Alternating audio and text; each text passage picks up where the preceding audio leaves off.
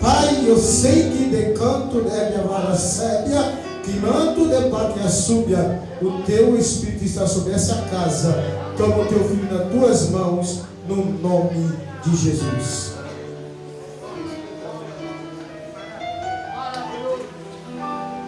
Aleluia. Salve a igreja com a paz do Senhor. Amém. Amados, vamos abrir, sem perca de tempo.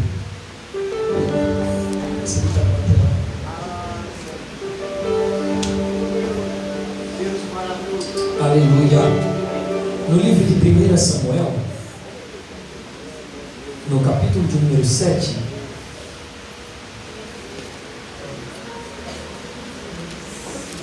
nós vamos ler do verso 2 ao verso número 6. Enquanto os irmãos vão se localizando, eu já vou agradecendo a Deus por mais esta oportunidade que Ele nos concede de estarmos em Sua presença. E não tem nada melhor do que estar na presença do Senhor.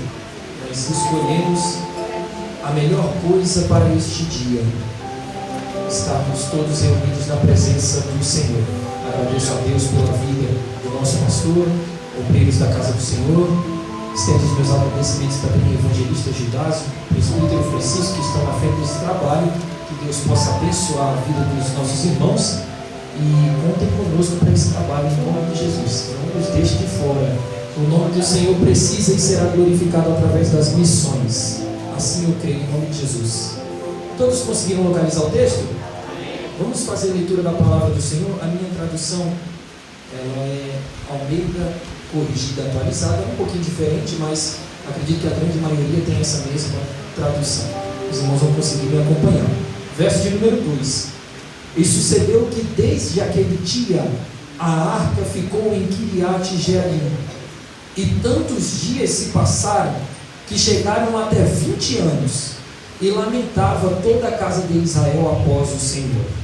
Então falou Samuel a toda a casa de Israel, dizendo: se com todo o vosso coração vos converterdes ao Senhor, tirai dentre vós os deuses estranhos e os astarotes, e preparai o vosso coração ao Senhor, e servi a Ele só, e vos livrará da mão dos filisteus.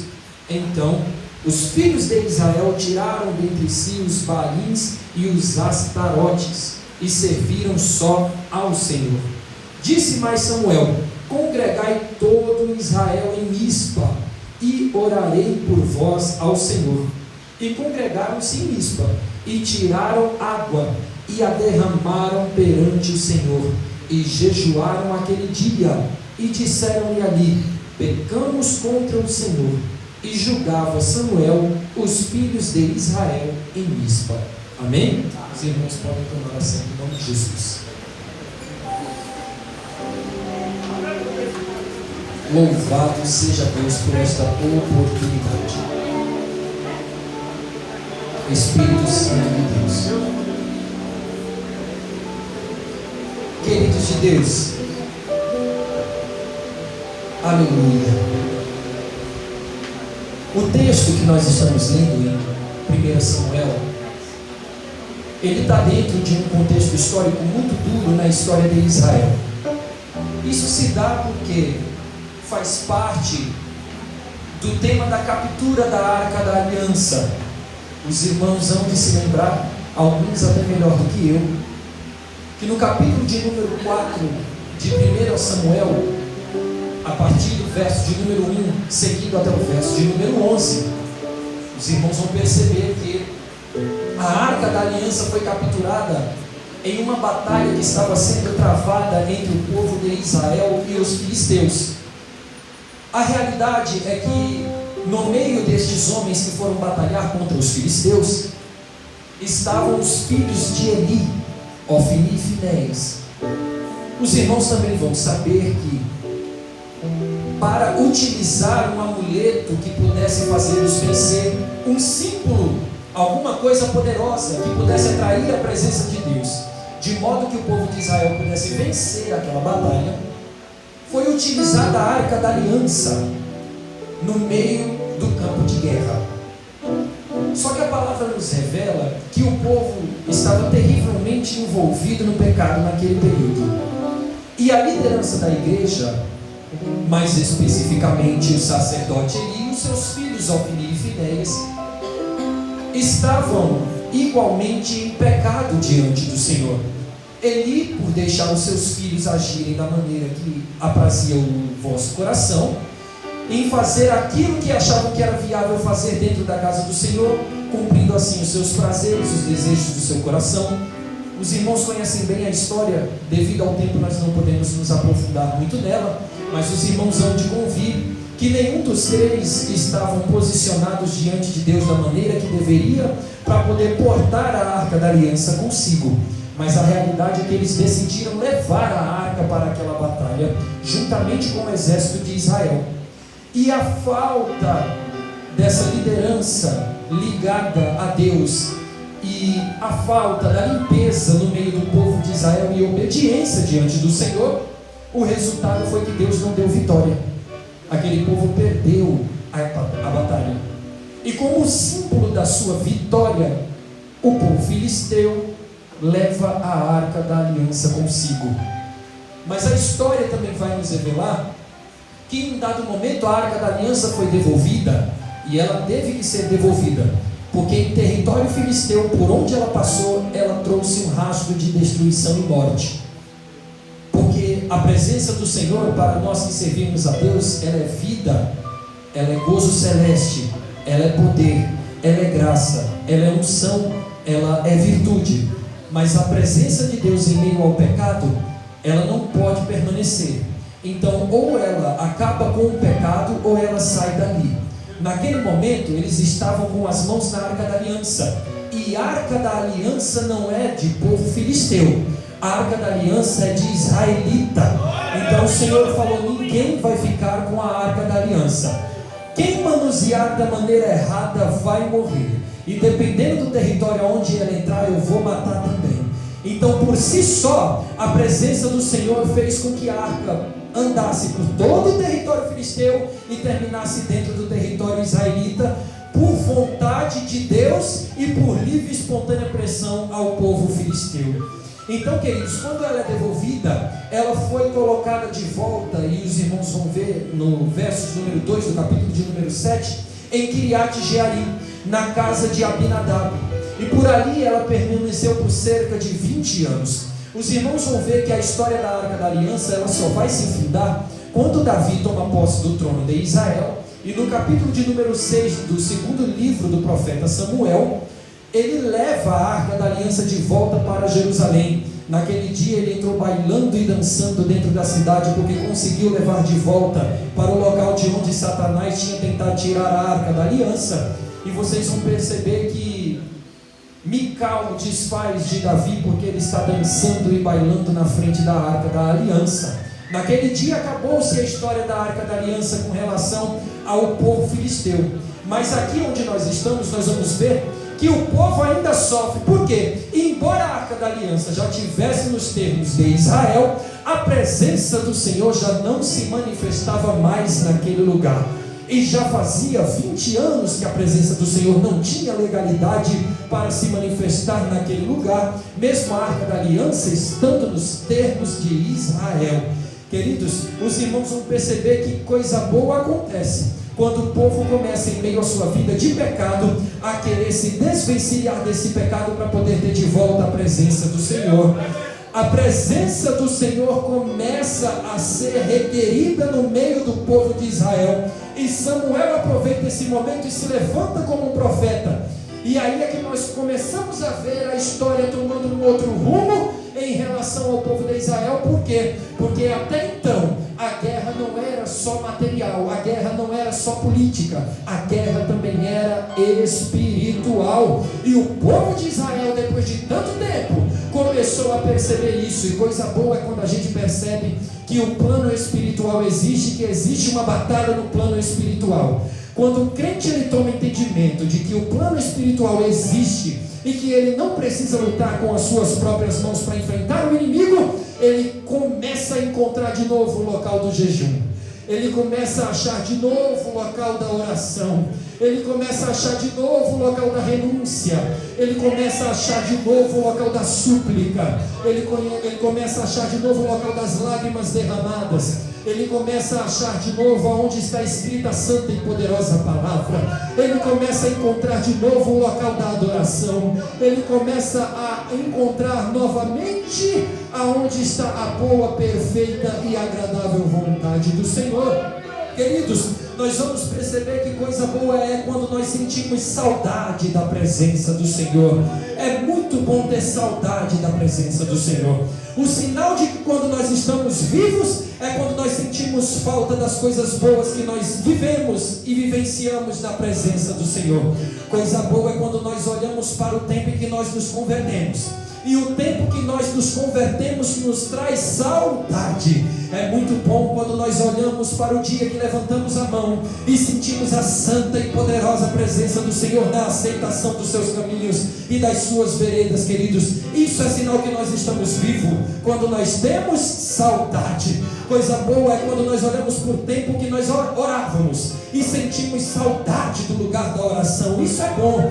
Não quando nós não sentimos mais falta. Não quando nós olhamos para trás e dizemos: olha o tempo que eu perdi, olha quanto tempo eu passei excluído, olha quanto tempo eu passei em oculto, olha quanto tempo eu passei chorando sozinho. Não. O crente, quando olha para o passado e percebe: olha só, Deus, quando eu dobrava os joelhos e orava na tua presença, era assim que o Senhor fazia comigo, era assim que o Senhor mexia com o meu coração, era assim que o Senhor transformava a minha vida, era assim que eu conseguia visualizar o pecado, é assim que o Senhor abria os meus olhos espirituais, era assim que o Senhor fazia me desviar dos dados que vinham da esquerda, dos dados que vinham da direita. Era assim que o Senhor fazia comigo. Coisa boa é quando o crente sente saudade da presença do Senhor, porque nós vivemos aquilo que Moisés viveu no deserto. Se nós olharmos para a história da Bíblia Sagrada, em Êxodo, no capítulo de número 33, a partir do verso de número 15, nós vamos ver o nosso patriarca Moisés dizendo: se a tua presença não for conosco,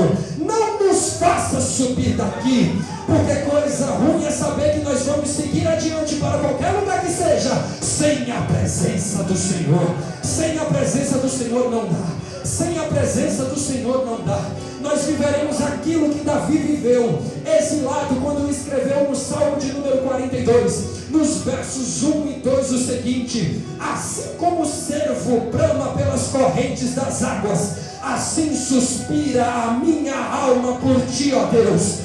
A minha alma tem sede de Deus e do Deus vivo.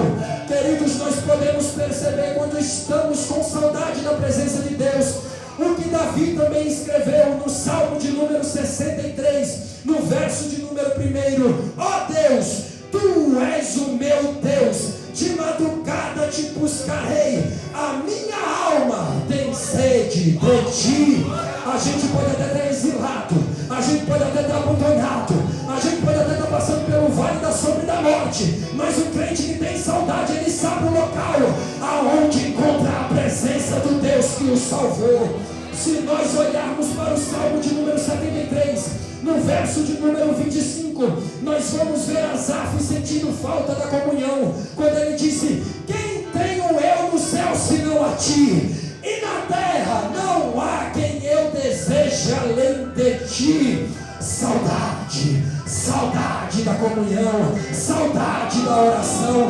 Nós vamos ver que Jó, em meio à dor, falou o seguinte no capítulo de número 23, no verso de número 3 do seu livro: se eu soubesse aonde poderei achar, então me chegaria ao seu tribunal. Jó estava clamando pela presença do Senhor, Jó estava clamando pela graça de Deus, Jó estava clamando pelas suas misericórdias. Nós encontramos alívio na presença do Senhor, nós encontramos calmaria na presença do Senhor, nós encontramos o norte na presença do Senhor, nós encontramos consolo na presença do Senhor, nós encontramos alegria na presença do Senhor, nós encontramos satisfação completa na presença do Senhor. Um crente que vive trabalhando entre o que está lá fora e o que está aqui dentro está perdido e precisa voltar a ter saudade do que o fez chegar até aqui. O que foi que te fez entrar nesse lugar?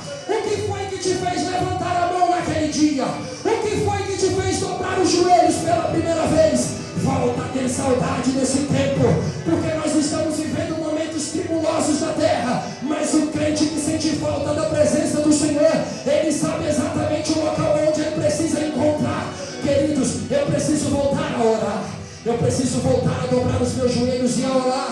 Eu preciso voltar a jejuar, faz tempo que eu jejuei. Eu preciso encontrar o local do jejum. Por quê? Porque quando um gigante se levanta, a gente começa a querer trabalhar com a mão, a gente começa a querer lutar com o braço, a gente começa a querer correr com as nossas pernas.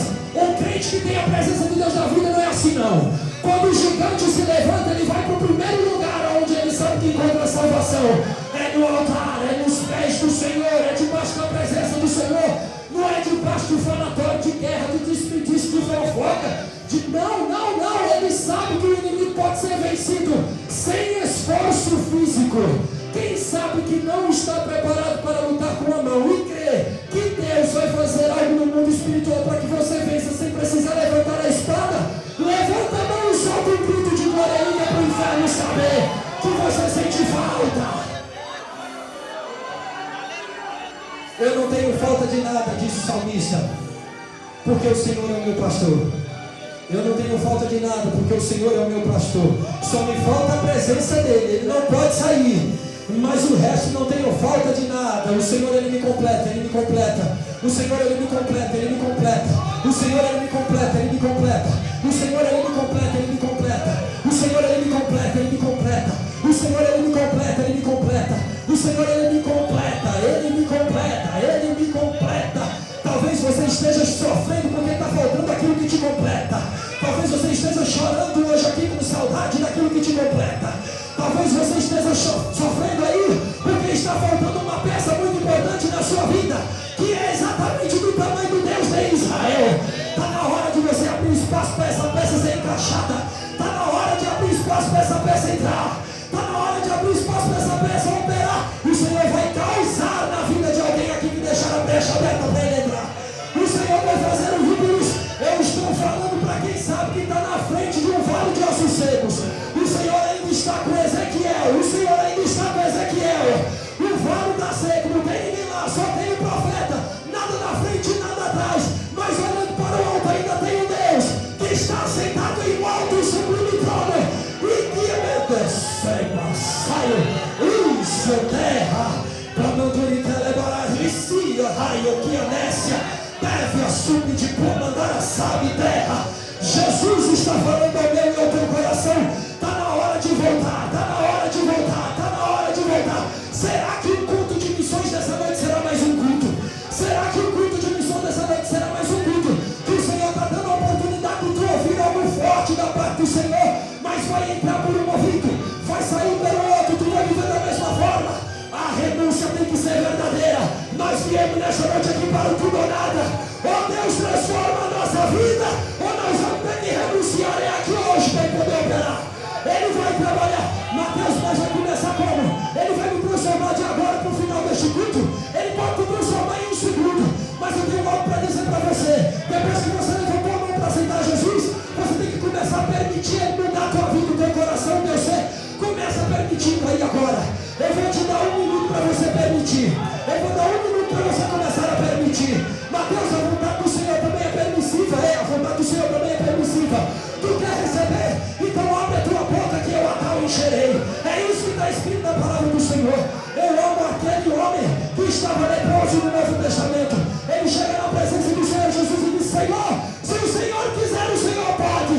Jesus falou: e eu quero, seja curado aí agora. A vontade do Senhor é permissiva. Você quer? Você quer? Você quer? Você quer? Você quer? Você quer?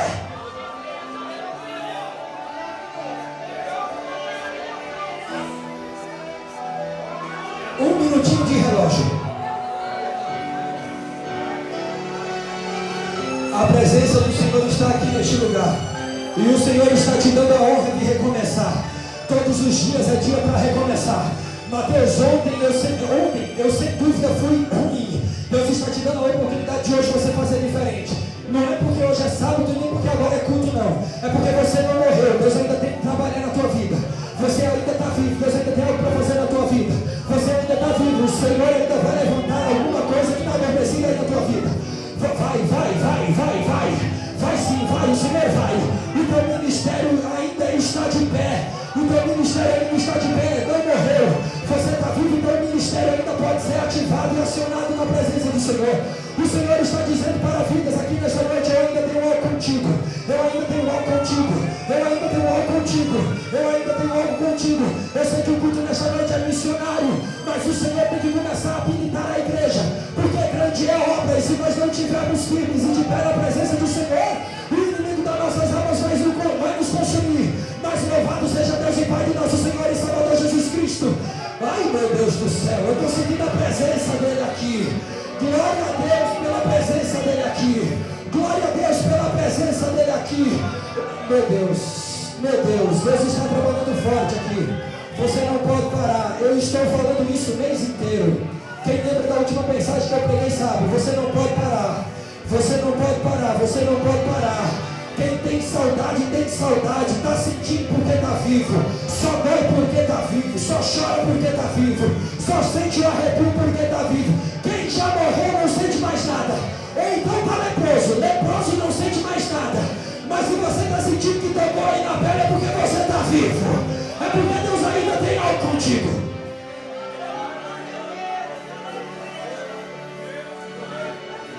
Essa terra, ela super. Provanara sai, Wit, Seba, o Hatzá. Grande.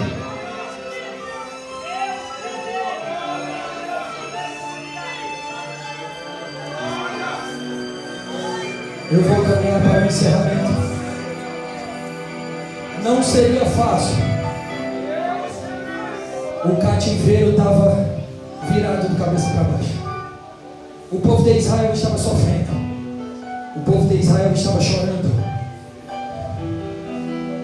Mas Samuel, o profeta Samuel, ele vai surgir como um profeta nessa nação. E ele convoca os israelitas a abandonar os ídolos, abandonar a Balins e abandonar a Astarote. O povo decide abandonar os dois e adorar apenas ao Deus de Israel. Mas isso não seria fácil. Samuel falou: vocês querem, agora vamos limpar, vamos purificar, vamos restaurar o que foi perdido. Samuel convoca o povo para ir a Mispa, o local de reunião e juízo. Era em Mispa que o povo era julgado. Ele falou: vamos nós todos para Mispa, vamos nos reunir lá, e lá nós vamos pedir perdão, lá nós vamos jejuar. Teve gente que foi até um pouco mais longe, foram atrás de água. Vamos nos lavar do pecado. Vamos deixar para trás tudo que passou, porque esse tempo todo sem a presença do Senhor está difícil demais.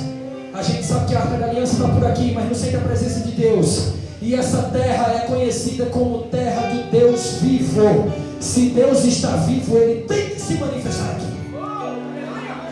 Só que nós temos que dar legalidade para que Ele possa operar. Vamos se limpar, vamos se purificar.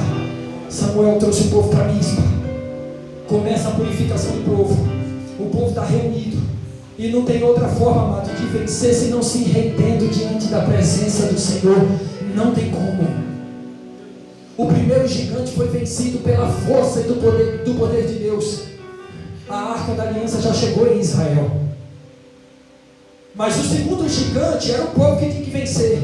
E ninguém tinha notado isso. Demorou 20 anos para alguém notar.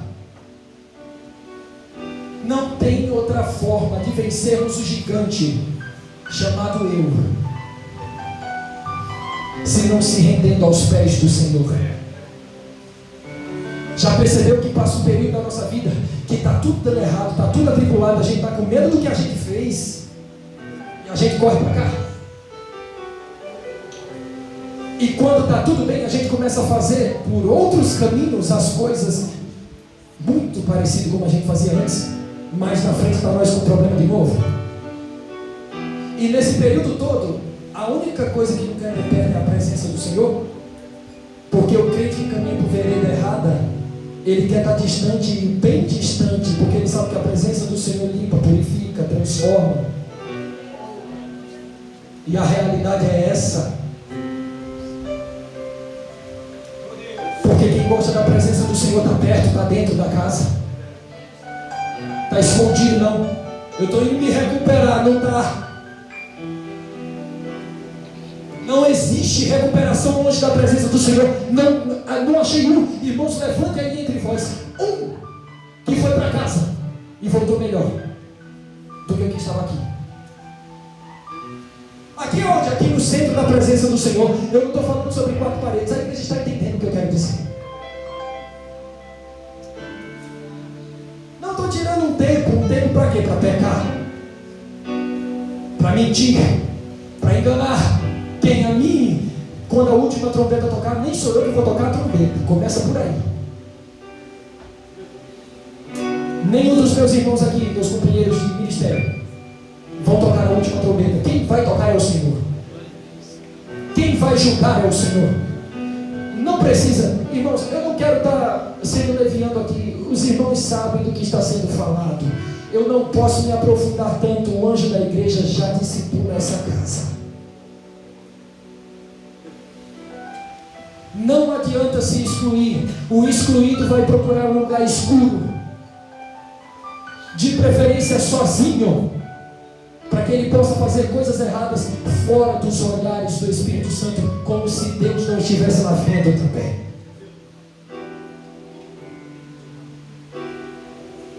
Eu estou falando de mim também, tá bom, irmãos? Não estou julgando ninguém. Por favor, não me julguem mal. Eu amo os meus irmãos, todos. Mas eu preciso ser sincero e pregar a verdade, porque a realidade é que muitos estão perdidos, porque encontraram caminhos que acham mais fáceis, não para cumprir a vontade de Deus, não para esperar o tempo do Senhor, para fazer aquilo que apraz o seu coração, porque ele sabe que está no coração dele, não está no coração do Senhor. É por isso que ele se distancia.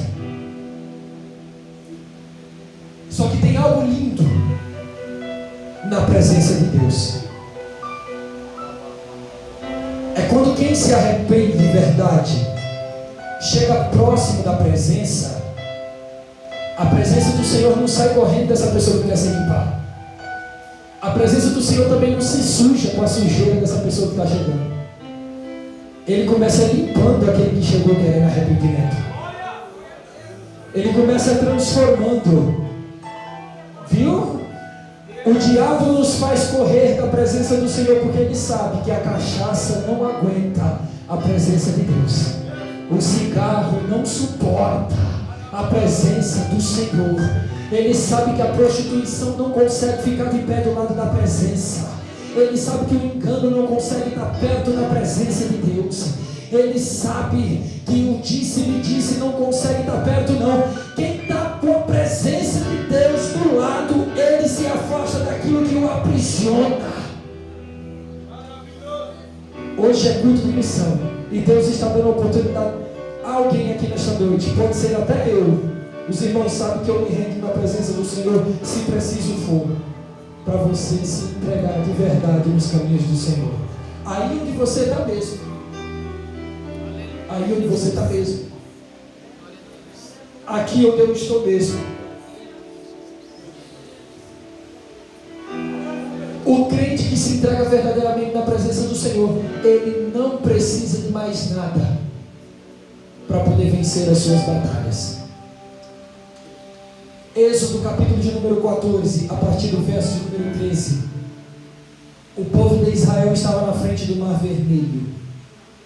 Não tinha como passar. Qual foi a estratégia que Moisés utilizou? Vamos juntar todo mundo aqui, cada um com uma pá, e vamos varrer a água, passar pelo meio até chegar do outro lado. Foi essa a estratégia? Foi não. Olhou para frente e falou: não vai dar. Como é que nós vamos fazer? Nós vamos apelar. Nós vamos apelar. Moisés orou a Deus. Deus lhe deu a orientação. Bateu com um cajado nas águas. Um vento oriental veio de lá para cá e abriu as águas no meio. E o exército passou a seco. Não porque conseguia passar sozinho, mas porque o Senhor abriu as águas por intermédio da oração de um justo. Êxodo 17. Você lembra da batalha contra Amaleque? Josué estava lutando junto com o exército de Israel. E o exército ia vencendo. Quando Moisés estava com os braços estendidos, clamando ao Senhor. Mateus, eu não posso fazer as missões. Deus sabe das minhas limitações atuais. Tem um povo que está na guerra. Levanta as mãos e clama. Ajuda na oração. Você lembra de Josafá contra os Moabitas e os Amonitas? 2 Crônicas, capítulo de número 20. O rei vai confessar o seguinte: em nós não há força, porém os nossos olhos estão postos em ti. Deus, faz alguma coisa.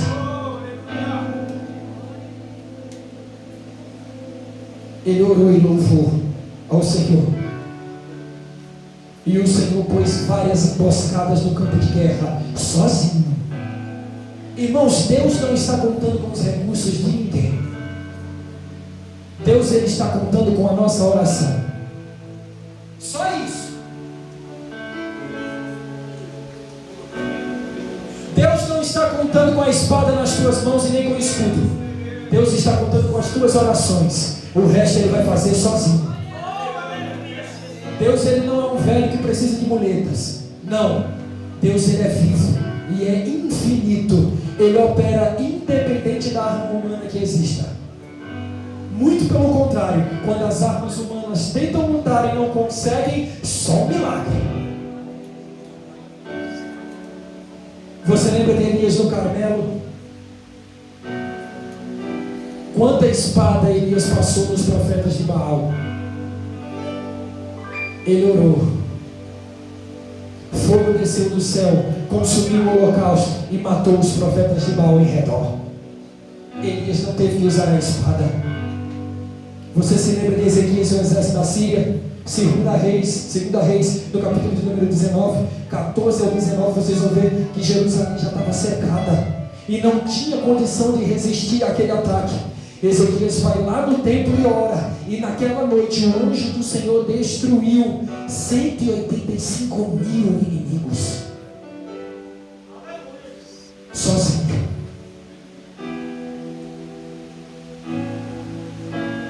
Amados, quando o povo de Israel se junta, eu estou caminhando para o encerramento.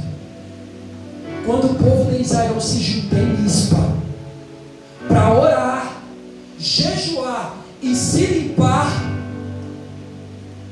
os filisteus que já tinham vencido a batalha anterior, estando ao redor, eu estava falando aqui agora com o meu pastor a respeito disso, olharam para a congregação de Israel, e o exército filisteu falou: olha, se reuniram, já estão planejando o próximo ataque, vamos preparar e vamos para o campo de batalha contra eles, e rápido, porque já se reuniram novamente para destruir as nossas vidas. Não era não, irmãos, eles estavam reunidos para orar. Satanás, ele enlouquece quando nós dobramos os nossos joelhos. Um crente de joelho, ele está afrontando o diabo. Os filisteus se levantaram contra o povo de Israel, não porque eles estavam preparando nada contra os filisteus. O povo de Israel estava se limpando para poder se aproximar do seu Deus, mas eles pensavam que era uma afronta. Tem gente de joelho que está causando afronta ao inferno.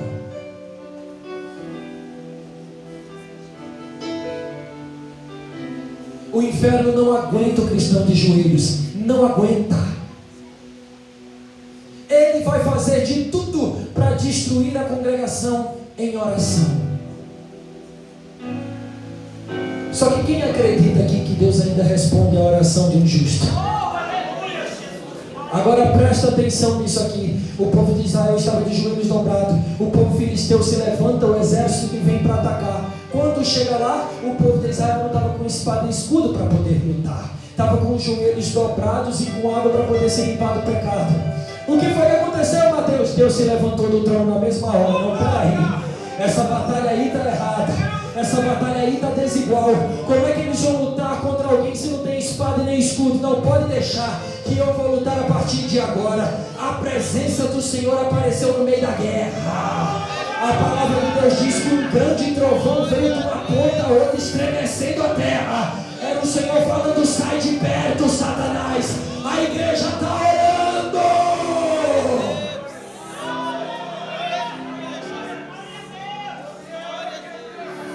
Um grande trovão foi ouvido naqueles termos. A Bíblia diz que os filisteus ficaram com medo. Quando os filisteus ficaram com medo, o povo de Israel já estava preparado para a guerra. A vitória foi do povo de Deus, mais uma vez, por causa da oração. Queridos, escuta isso. Quando a arca da aliança foi levada, sabe qual é o local que ela foi retirada do povo de Israel? Ebenezer. Ela foi tirada lá em Ebenezer. O povo filisteu tirou de lá e levou para sua terra. Sabe onde foi que o povo de Israel venceu os filisteus e ficou de vez com a arca da aliança? Ebenezer. E aqui eu tenho um conselho para dar para os meus irmãos que estão com a mão no arado. O mesmo Ebenezer que te viu perder é o Ebenezer que vai te ver levantar a bandeira da vitória. No mesmo local onde Satanás preparou o laço para te derrubar, é onde ele vai ser derrubado pelo poder que há no sangue de Jesus e no nome de Jesus. Eu estou profetizando para você que está dizendo: Mateus, eu estou trabalhando e não estou vendo nada acontecendo. Entra em oração agora. Entra em jejum agora, porque o mesmo Ebenezer que te viu perder é o Ebenezer que vai te ver vencer. O mesmo local que te disseram assim: olha, tu não vai dar em nada, esse trabalho que tu está fazendo, eu vou começar a dar mão para os trabalhos aqui, e se for contigo tu recebe. Essa regência tua aí não é de nada, não vale de nada, não vale não. O mesmo Ebenezer que te humilharam vai ser o Ebenezer que Deus vai usar para te exaltar. Aonde você pregou a palavra e não deu muito certo, e Satanás falou assim para você: olha, você não vai pregar mais. Está vendo como não ficou bom, ficou ruim? O Senhor está dizendo: a próxima vez que você subir no altar, pegar o microfone na mão depois da oração, vai ser debaixo da unção. Vou te usar como nunca e vou confirmar a minha chamada na tua vida. O mesmo local que te viu andando por aí fazendo missão e não ganhou uma alma sequer, vai ser o local que vai ver você vindo com os cestos cheios de almas. A mesma casa que te viu caído é a casa que vai te ver de pé. A sua família não vai ter que sair da frente não. A sua família vai ficar, porque aquele Ebenezer vai ter que ver uma mulher de Deus naquele lugar. Aquele Ebenezer vai ter que ver um homem de Deus naquele lugar. A presença do Senhor vai entrar em Ebenezer. A vitória é do povo de Deus. Satanás vai ter que cair por terra. Só tem duas pessoas ouvindo e só tem uma mão levantada. Já chegou mais. Eu quero dizer para o inimigo que te viu caído, que não verás mais você caído, porque você vai ficar de pé e Ebenezer será louvado mais uma vez, para a glória de Deus. Eu estou falando para quem acha que já estava perdido. Tem alguém que ficou de pé ali, eu estou profetizando para você: recebe a tua vitória aí em nome de Jesus. Você vai ser muito usado nas mãos de Deus. O nome do Senhor vai ser glorificado através da sua vida, porque você ainda é incompreendido, mas o Senhor tem um plano na tua vida e tem algo contigo. Te coloca na presença do Senhor e nos caminhos do Senhor, porque do jeito que tu ficasse de pé aí agora, o Senhor me mandou falar contigo aqui agora. Deus vai te usar com poder e autoridade, e a tua casa vai ter que ver que a partir de ti, um incompreendido, que o cativeiro vai ser virado lá, em nome de Jesus. Eu estou profetizando para quem está de pé. Eu estou profetizando para quem está de pé. Eu estou profetizando para quem está de pé. Eu vou profetizar só para quem tem pé para ficar de pé. Fica de pé aí. Eu mandar a sub de comandar as terras sobre a Gaia. O Senhor está falando com quem pensa que está caído.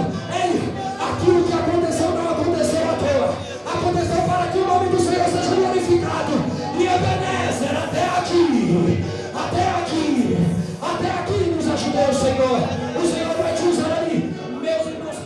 Presbítero Francisco, olha aqui, eu vou te devolver o teu negócio. Deus amado, derramando